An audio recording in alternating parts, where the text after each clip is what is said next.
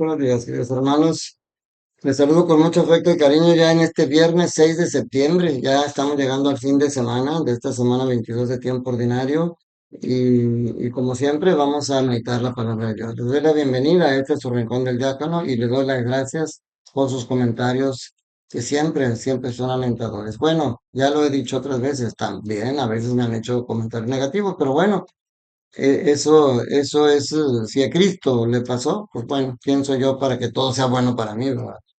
Pero aún así, fíjense, a veces yo les digo en el templo a los que somos servidores, o sea, eso nos cae a los sacerdotes, a los diáconos, pero también al ministro extraordinario, al de la colecta, al de liturgia, que a veces porque estamos acá creemos que somos más que los demás, creemos que estamos más cerca de Dios, y nosotros no somos más que servidores de Dios. Dice San Pablo, procura, en la primera lectura es de la primera carta a los Corintios, capítulo 4 versículos del 1 al 5. Dice, procuren que todos los consideren como servidores de Cristo y administradores de los misterios de Dios. ¿Cuántas veces la gente no nos ve y nos ve como un obstáculo para acercarnos a Dios? Porque decimos, no, no, por aquí no pasa, y no, no, y que no debes de hacer esto, y puras prohibiciones. Y a veces la gente nos ve y dice, ¿no este es el dueño de la iglesia? Ni el sacerdote hace eso. Sí, una vez en un templo llegué, iba a hacer una celebración de la palabra, que me invitaron a ir, me invitan a veces a otras parroquias, y si puedo, con mucho gusto lo hago, ¿verdad? Hay de mí si no predico el evangelio, dice, y si no sirvo al Señor donde quiera que me llame. Y una vez llegué y me dice una señora de las servidoras del altar, me dice, oiga, ya, que ahorita se metió, vio al fulano que se metió, todo andrajoso, ya le dije que se saliera o que se sentara acá al último. Yo, pero ¿por qué lo corre? Si estaba acá sentado ahí, déjelo, no le estorba a nadie. O sea, pero nos creemos dueños del mundo. Y siempre les digo esta frase porque me encanta. Yo no soy dueño del mundo, pero soy hijo del dueño del mundo. Para mí eso es lo mejor. Soy hijo del dueño del mundo.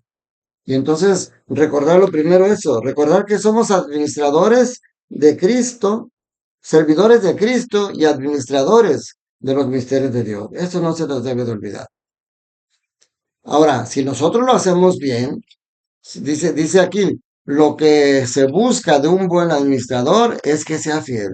Si yo hago bien mi servicio como diácono, si yo soy un ministro extraordinario, si yo soy un lector y atiendo a la gente con amabilidad, hago bien lo que estoy haciendo, entonces no me importa que me juzguen. O sea, al final de cuentas me va a juzgar Dios y no el mundo.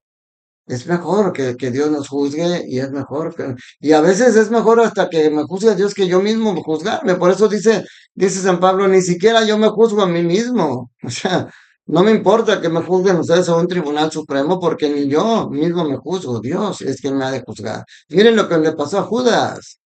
Pedro quiso que Jesús lo juzgara y él siguió. Dijo, yo lo voy a seguir.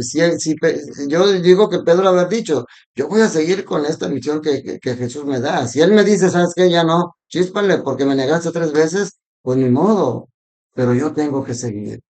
Si Judas hubiera pensado lo mismo, si hubiera dicho, yo quiero que me juzgue, digo, si Jesús no me perdona y me dice, no, por traicionero, vámonos a la porra, pues ya veré qué hago. Seguramente, ¿ustedes creen que Jesús lo iba a correr? Claro que no. Pero él se juzgó a sí mismo y fue y se ahorcó. Entonces no te juzgues a ti mismo. Dios, Jesús es el que te va a juzgar. A veces somos muy duros para juzgarnos. Ahora, y también somos muy buenos para juzgarnos entre nosotros. Y aquí dice muy cierto. Dice San Pablo, es cierto que mi conciencia no me reprocha nada, pero no por eso he sido declarado inocente. El Señor es quien habrá de juzgarme. Y luego dice, por tanto, no juzguen antes de tiempo. Esperen a que venga el Señor. O sea, qué duro es juzgar antes de tiempo. Por ahí vi un video donde está un señor sentado en el camión y se sube una señora embarazada y se para a un lado se para a un lado de donde está este señor sentado y la gente empieza a ver con malos ojos a este hombre y le dicen, señor, levántese, no ve que está una señora embarazada a su lado. Y el señor se levanta, agarra sus aparatos para dirigirse y va. El señor estaba, no sé si poliomielitis, creo que ya no existe, pero estaba enfermo de sus pies, tenía unos aparatos que seguramente el estar parado lo iba a sufrir. Entonces el Señor se levanta y con dificultad va caminando y le da el asiento a la señora y todos los demás se quedan agachando la cabeza. No juzgues antes de tiempo. No sabes, no conoces la situación.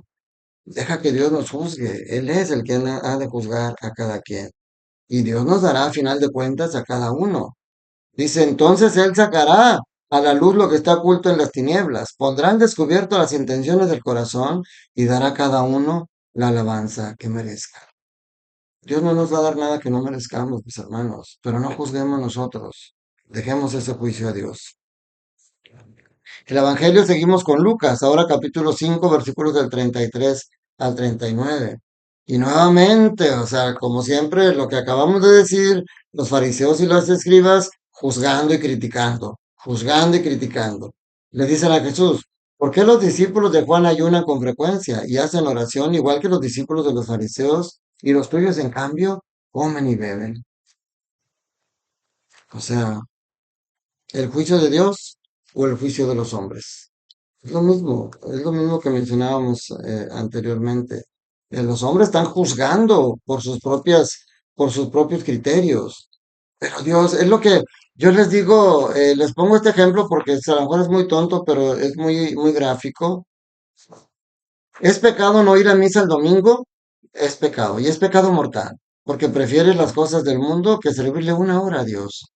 Y entonces, imagínate que tú vas a la misa en la noche y es la última misa del día y vas porque quieres cumplir, pero porque quieres ir a estar con el Señor. Pero cuando vas en el camino presencias un accidente, hay un atropellado ahí y no hay, y la gente nomás se arremolina.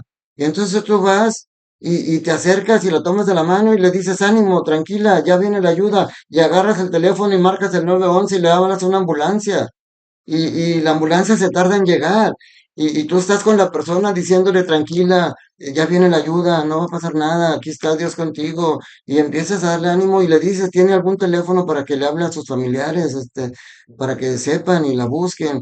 Y estás procurando su ayuda y de rato llega la ambulancia y te dicen, ¿es usted familiar? No, no, señor, pero yo lo encontré y yo le estaba brindando apoyo. Y bueno, entonces, se van y tú ves el reloj y dices, ya pasó casi la hora, ya se va a acabar la misa, ya cometí pecado, ya no poder, ya no voy a poder comulgar. ¿Tú crees? ¿Tú crees que el Señor te va a juzgar mal porque en lugar de ir a misa te pusiste a ayudar a una persona necesitada? Claro que no, eso no es pecado. Estás cumpliendo la misa en tu vida diaria. Lo que aprendiste en misa los domingos pasados lo estás poniendo en práctica. En cambio, otra persona, imagínate que otra persona que iba contigo se fue y dijo, no, yo no puedo perder la misa. Y llegó a la misa y se puso de rodillas y fue ante el Santísimo y se dio golpes de pecho. ¿Tú crees que esa persona va a agradar más a Dios que se fue dejando a una persona necesitada que tú, que faltaste a misa por ayudar a una persona? Entonces no te importa que te juzguen los hombres mientras estés actuando con los criterios de Dios. Por eso tenemos que pensar las cosas de Dios que son obligatorias, como el ir a misa, ¿las cumples por obligación o las cumples con amor? Porque eso yo también les pongo el ejemplo de los padres de familia. Tú tienes la obligación de atender a tus hijos y de mantenerlos y de mandarlos a la escuela y de preocuparte por ellos. Es tu obligación, pero ¿lo haces por obligación o lo haces por amor? Yo sé que lo haces por amor, así es. Tú tienes que ir porque tienes la obligación de ir a misa. Yo les digo a los muchachos que están a los ministros extraordinarios, a los que están en grupos, ustedes tienen las obligaciones cuando entran a un grupo. Y cuando estás vendiendo el tesorito, y cuando estás vendiendo las comidas afuera de la iglesia porque te tocó a tu grupo, y cuando vienes aquí a la formación, les digo, ahí estás cumpliendo, ahí estás sirviendo a Dios. Estás sirviendo a Dios porque estás cumpliendo obligaciones del grupo en el que tú quisiste estar. Entonces, ¿cumples por obligación o cumples por amor? Y finalmente, lo que ya habíamos meditado anteriormente, lo que hay en tu interior debe de reflejar lo que hay en tu exterior. Dice, nadie rompe un vestido nuevo para remendar uno viejo, porque echa a perder el nuevo. Y el vestido viejo no le queda el remiendo nuevo. Nadie echa vino nuevo en odres viejos, porque el vino nuevo revienta los odres y entonces el vino se tira y los odres se pierden. El vino nuevo hay que echarlo en odres nuevas y así se conservará el vino y los odres. Imagínate, ¿qué significa esto? Tu interior debe de ser reflejo de lo exterior. Si tú ya empezaste a del exterior traer a tu interior la palabra de Dios, ya vas a ir a retiros, ya vas a ir a santas y estás buscando ese vino nuevo que es la palabra de Dios, meterlo en ti, pero por dentro sigue siendo el mismo, sigues teniendo las mismas lujurias, la misma ambición, los mismos chismes, los mismos pecados, tienes que cambiar por dentro, tiene que ser ese recipiente nuevo para que puedas meter cosas nuevas. No pueden convivir juntos el pecado y el Señor, o uno u otro. Por eso dice el Señor que nadie echa vino nuevo en odre nuevo. Y por eso San Pablo insiste mucho en ser un hombre nuevo y dejar atrás al hombre viejo. Depende de ti, mi hermano. Depende de ti hacer lo que Dios nos dice. Mientras tú estés cumpliendo la palabra de Dios, no importa que me juzguen. Y no te juzgues a ti mismo. Sí, tú dices, yo no soy digno de ir a la iglesia porque soy un desgraciado, soy un pecador, soy un... Pablo decía, soy un aborto. Y mira en qué se convirtió. Déjate trabajar por Dios y te seguro te vas a convertir en algo que ni tú mismo sabes ahorita, pero que ese potencial lo tienes dentro de ti.